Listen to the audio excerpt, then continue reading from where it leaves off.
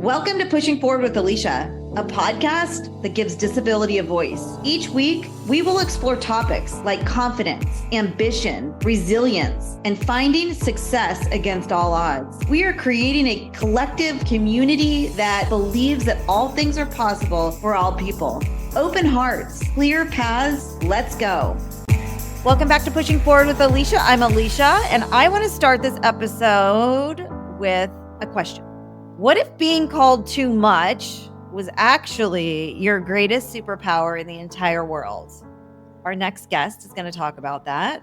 We met at Netflix last year during an event, and this was a bucket list moment for me for obvious reasons. But top of the list, I gained an amazing new girlfriend, an ally, and really a coworker. I met a colleague in the disability advocacy space.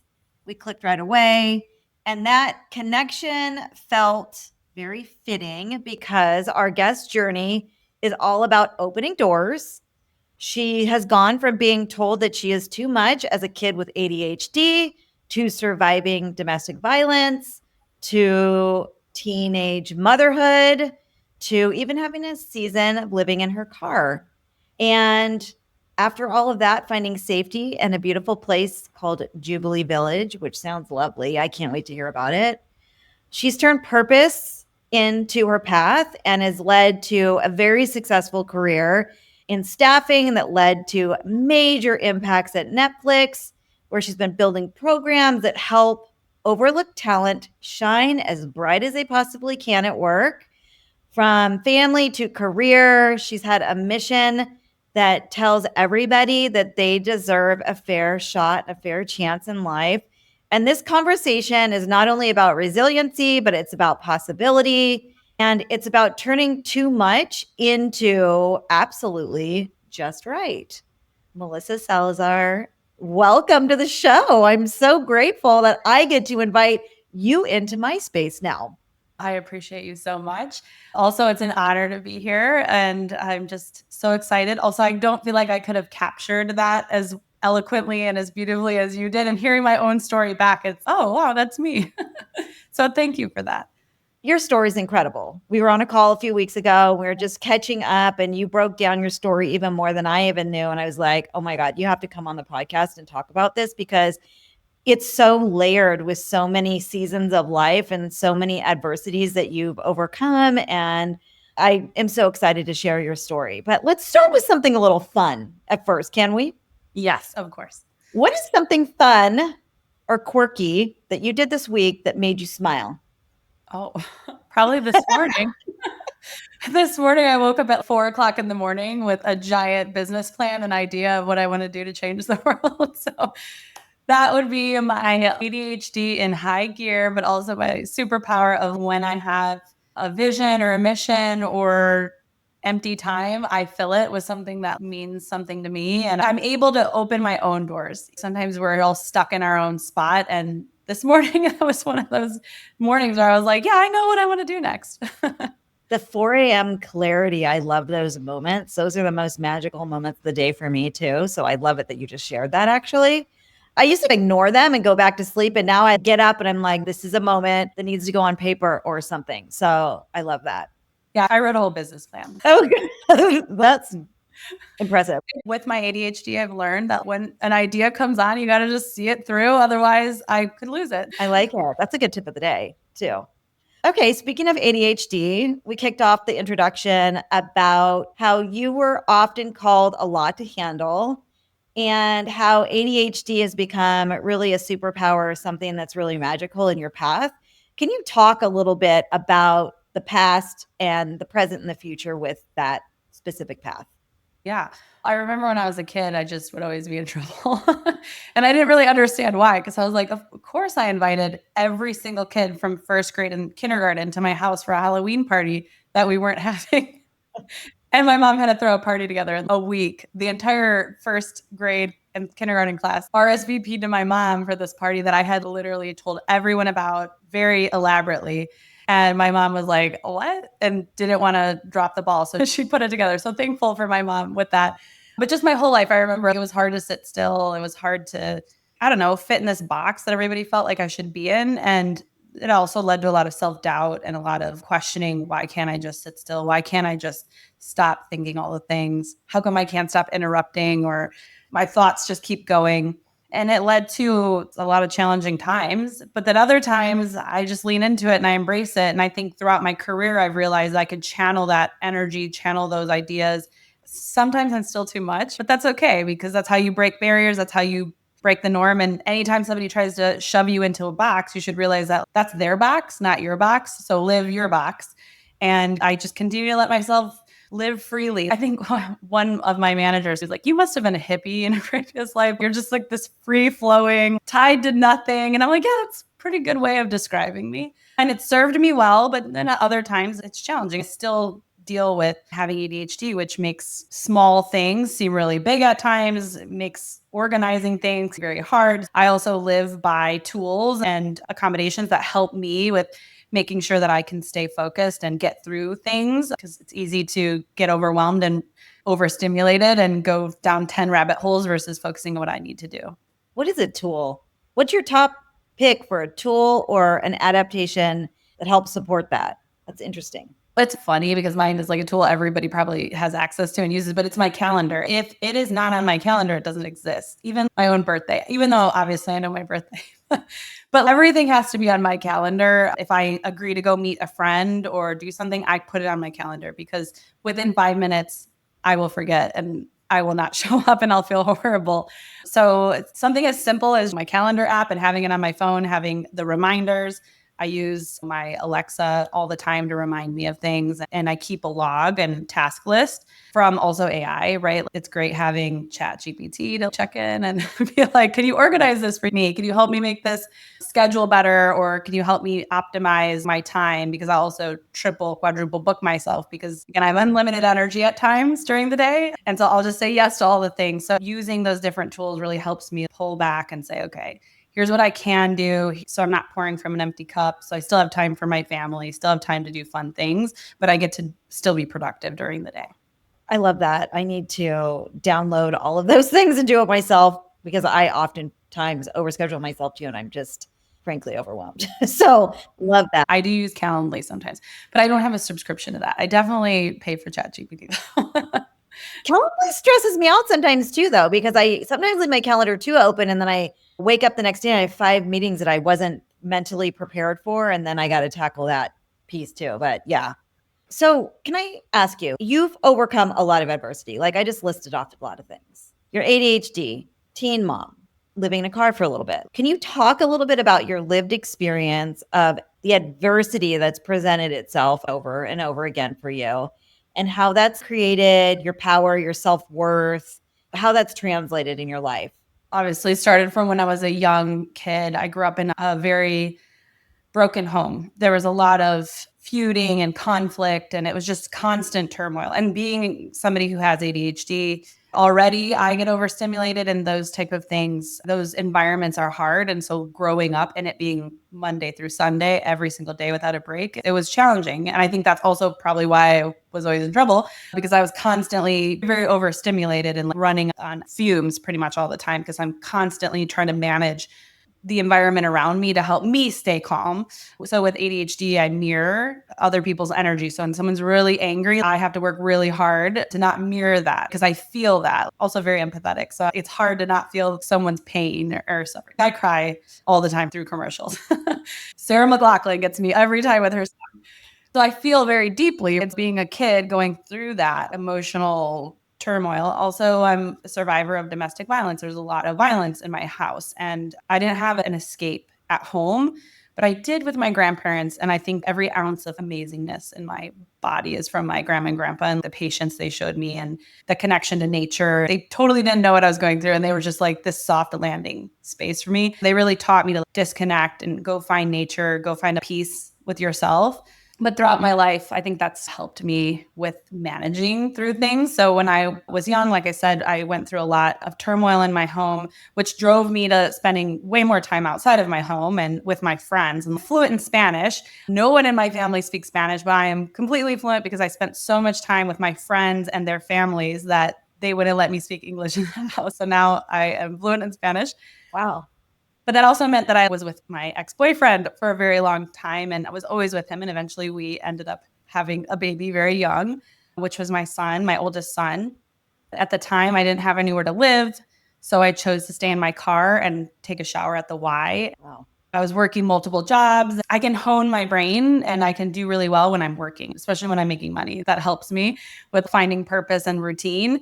And so I just worked really hard, and it was extremely tough having him that young.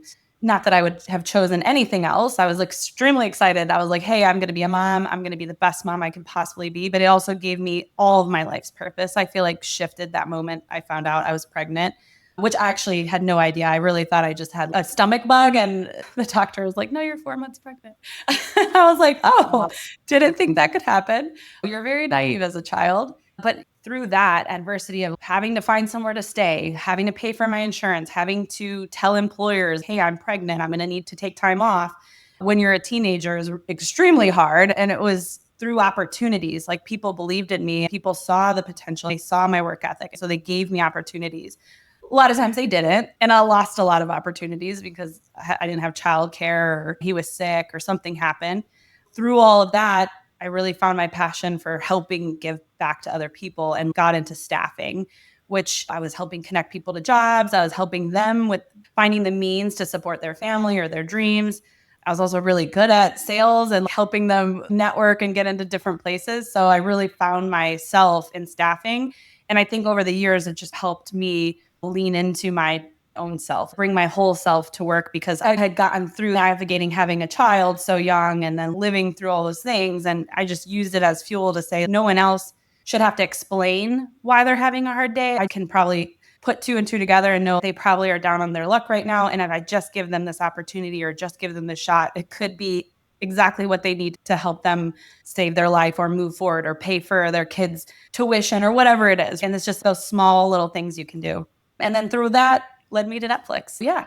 Before we get to Netflix, I love that. And I'm going to even track back a little bit more. Your work in staffing and even the advocacy work that you do at Netflix, that you've done in your career, the disability inclusion stuff, all that we're going to talk about. But I track it back to safe place at grandma and grandpa's, and you're creating that safe place for employees that are working for you, or the people that you're advocating for or leading, creating that calm path that you feel comfortable to allow you to rise as much as you possibly can in situations that can be very stressful, especially if you feel othered at work. I feel like maybe it's a lesson all the way back from grandma and grandpa, like creating that cozy warmth for other people, which is how you present. You're very warm and sweet. You gave me an opportunity at Netflix. You offer other people opportunities. It's amazing. I appreciate that. Honestly, it's funny you say that, because I remember 10 years ago, I was like a hypnotist. It was just like a calming exercise. And they're like, take 10 steps backwards in your brain and close your eyes and picture the most magical place. And I pictured my grandma and grandpa's pier, which I have tattooed on my arm. But I pictured my grandparents' pier. My grandpa built it. And that's where I would sit and fish and hang out with my grandma.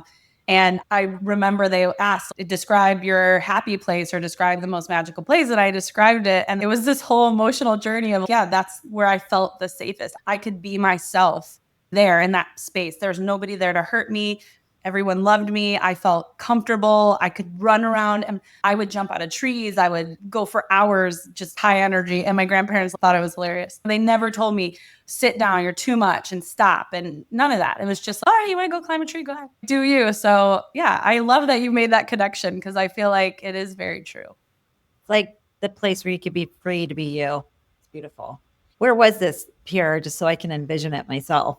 Yeah, it's a little town in Wisconsin off of the Wolf River. It's called Fremont, Wisconsin. I still have this place. I share it with my mom and my sister and now my kids and my husband. We still go there. I was just there last weekend. I'll be there this weekend. Yeah, it's the most magical little place. It's a tiny little town, but it's amazing. Yeah. Lovely. I love that. Okay, so from staffing to Netflix, disability inclusion advocacy, talk about where your career has taken you, your dreams, your aspirations, what your North Star is, where you are, where you've become. Yeah. I started in staffing. I leveraged my speaking Spanish to help folks with getting roles. I started in light industrial. I would work a full desk. I recruited, I sold, and came in really handy. Everyone was always shocked. Oh my gosh, you speak really great Spanish. And it absolutely helped me. One little advice to everybody, if you're learning a second language, go hang out with people in the community because it'll help you exponentially. But I also realized I have a sister who's hard of hearing and I have cousins who are deaf.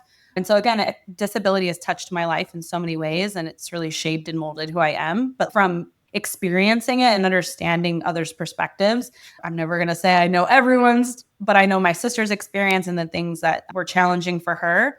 Also, now I experience it with one of my children and one of my nephews. That also gave me opportunity to push the clients I was working with to be like, hey, you don't have anybody who needs interpreters in these warehouses. You don't have anybody who is a wheelchair user in this warehouse. Like, yes, you're ADA compliant, but how are you ensuring that you're making a space that people want to work at who have disabilities, not just compliant, but I would thrive here. I would love to work for this company. I want to give my time and my energy to this company. And so I started that in staffing and then going to Aquin, which was my employer right before Netflix. That's where it really budded. And I helped with founding some of the ERGs there and just really lived with the culture. It's a really great community. And then moving to Netflix, I feel like that's when I really owned my story. I had never told anybody I had ADHD until I filled out the Netflix form. And it was like, do you have a disability? And it listed like ADHD. And I was like, yes, I do. And after being there for a while, I was there for about a year and a half and noticed again, there was this gap. We didn't have anybody asking for accommodations in our program. So I went out, found a deaf supplier and helped bring them in the program and get them up to speed. An amazing colleague who was a leader at Netflix at the time and tapped on my shoulder and said, hey, you should lead our employee resource group for accessibility. And I was like, I can come in as an ally, sure. And within 10 minutes, I was like, okay, I have a disability. And it was this full circle moment where I was like, okay, I'm finally myself again. And I can finally be me and show up authentically and share my story. And of course, Netflix is amazing about sharing stories and connecting with people. And so from there, obviously built some programs, did some great things. I've truly enjoyed that experience, but I feel like it really unlocked my passion for accessibility and disability representation. I think even a step further, like going back to my roots, anybody who's experiencing something difficult in their life, whether it's a disability, whether it's an early pregnancy or unplanned when you're a teenager, or maybe going through a hard time in their life through divorce, whatever, right? I want to help people get that chance, that one chance that they need to connect with something like a bridge program. So that's what I'm looking for next is where can I make an impact and how can I help more people get connected to great work or something that they love doing and not get looked over or not get told, hey, you don't have enough experience or you didn't show up great to that interview. So we're moving on. How do we just level the playing field and ensure that folks can have bad days and still get the job and still do great work? You just said a lot. There's a lot to unpack with what you just said. First of all, I love that you went on to fill out the application and you decided in that moment to check off the box ADHD. And I have two questions. What made you do that? Why did you feel safe? Or was it just a moment? Because I know a lot of people have a really hard time checking off that box for fear of not getting the job or retribution or whatever. Then you get offered this position to lead the accessibility ERG. And you said, oh, yeah, I can come in as an ally. Were you not putting the two and two together? Oh, no, I am disabled. And then you realized, can you talk through that for a minute? That was just, wow. It wasn't denial. It's not denial. It's just, again, I've always been told I'm too much. I'm too much. I take up space. I'm in people's space. I'm in their way. I don't read the room, even though I'm extremely empathetic and I can read the room probably 10 times faster than everyone else, but it comes at me all at once in multiple ways. And I have to figure out what I'm going to focus on, which again is part of my disability. So when I filled out the form, I did feel comfortable because I was like, this is Netflix. They're not messing around. If they're asking me this, I also don't feel like I'd ever, up until that time, seen it disclosed what is a disability. Because when I had my previous thoughts about what would make you say I have a disability or identify as having a disability, I didn't know that ADHD could fall under that. And so that was eye-opening that it was there. And I was like, okay, that is me. Boom. So it made it really easy to be like, yes. Versus had they just asked a broad question, I'd be like, I don't know, probably no, yes, maybe. And then when they asked me to be accessibility lead, again, same thing. I was like, I don't want to step in and take space from someone else, someone who deserves it, someone who has more lived experience than I do. Again, it was like this denial. Imposter syndrome is I also have rejection sensitivity disorder as part of my ADHD. So sometimes I am just reading too much into something and my RSD takes over. And so I think that's what it was. I was like, I don't want to take space. But at the same time, heck yeah, I'll lead this accessibility ERG and I'll come and I'll show up. And then after meeting one of the co-leads, who's also neurodivergent, she was like, girl, you're neurodivergent. Like that is a disability. And I was like, you're right, it is. And she's like, it's clear you are neurodivergent. Like wave that flag. And I was like, yes, done. So I think also having someone tell me and remind me was really nice. And that's really what I worked on the 2 years leading that ERG was how do we help more people hear my story or other people's stories to say, oh, I do have a disability outside of what their traditional sense might be of what they feel would constitute as being a part of our community. Yeah. And also, one step further on that, I have a lot of people my whole life that have non-apparent disabilities like yourself that would say similar things to me. I have a disability, but I don't have to deal with near as much as you do. Or I have this, so you should have more because of this or whatever. But I think that comparison is a little bit off in our own internalized ableism mind that we're like, oh, their disability is worse than mine. They're not equal. They deserve more here or there or whatever. And I think it's just nice to talk out loud about that. We both have our own lived experience with this. For me, there's no this, that.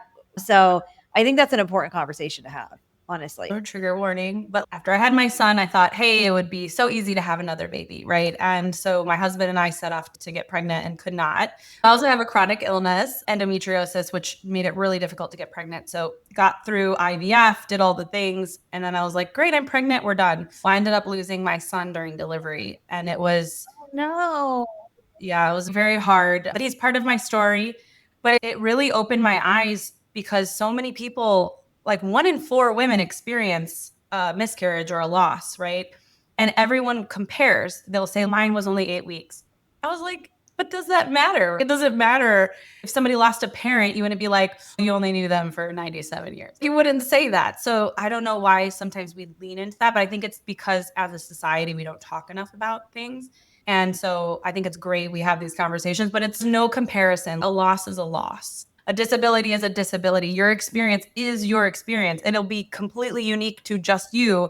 And even if you have the same disability as 5 other people in the room, you all will have a different experience. So just share and talk about it and just be okay with your own experience. And I think that's what I really learned from my incredible peers at Netflix and the co-leads of accessibility.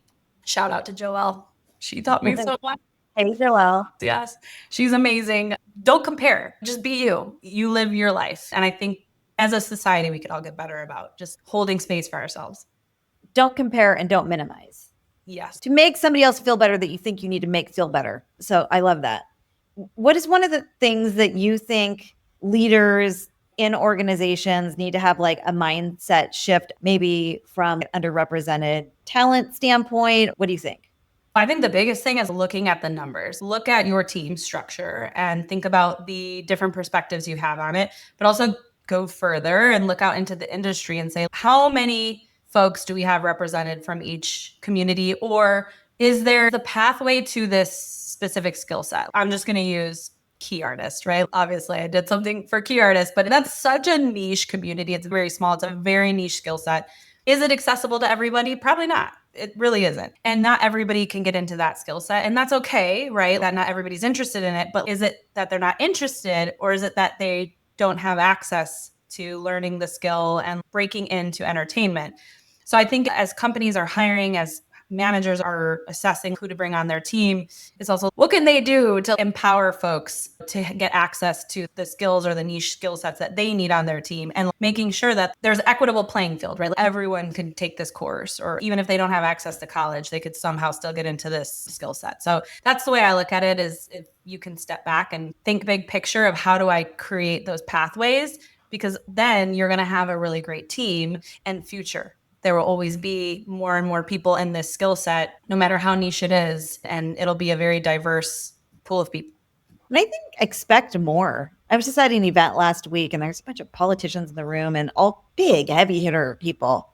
I got up on stage and I was like, you need to challenge yourself to expect more out of people.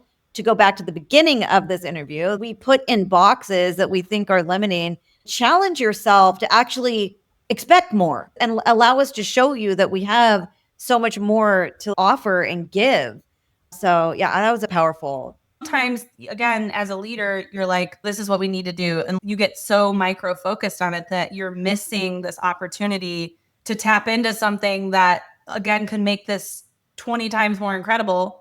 As a leader, you should step back and say, okay, let me give everyone breathing room, see what they do.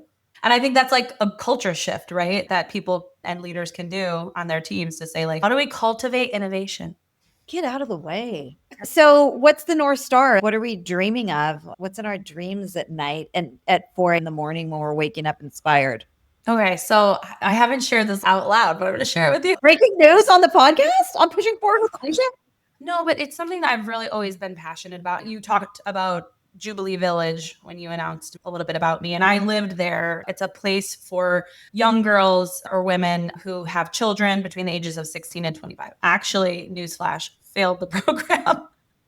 But I'm one of their model examples of go on to do great things. But through that program, I had to apply to it and I had a lot of rules. There's a lot of things that I had to do. But basically, I was able to rent an apartment with all these other young moms. And I had my own living space for very affordable, especially having just had a baby, until I could get on my feet and get my own apartment for the first time. So it helped me bridge from living in my car to getting my own first place to now having my own home.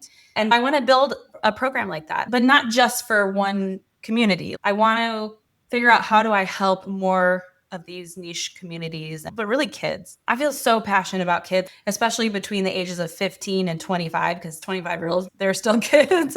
I was still a child at 25, still growing and learning, and I still am today, but I want to help them, whatever they're going through. I hate that I said help. So I don't want to say help. I want to give people opportunities. I want to create opportunities for kids to bridge those gaps that they have or overcome those hurdles in their life, especially the kids that are too much, are told that they don't fit the box, they don't fit the mold. And I want to give those kids those opportunities. So I have this little thing baking around in my brain. Yeah. And I'll have to share when I have more information. Oh, I love this. Exciting. I love that for you. I think you would be really good at that and create really impactful, beautiful programs. Like you're sitting on a lake somewhere, feeling safe, where you could run through the grass freely and be you. Yes, this is me. Yes. How do you know me so well, Alicia? So for anyone who's feeling too much right now, what's the pep talk for them? You're not. Just be you. Just be you. And let it be. Everything happens for a reason, right? And things get put in your path that suck.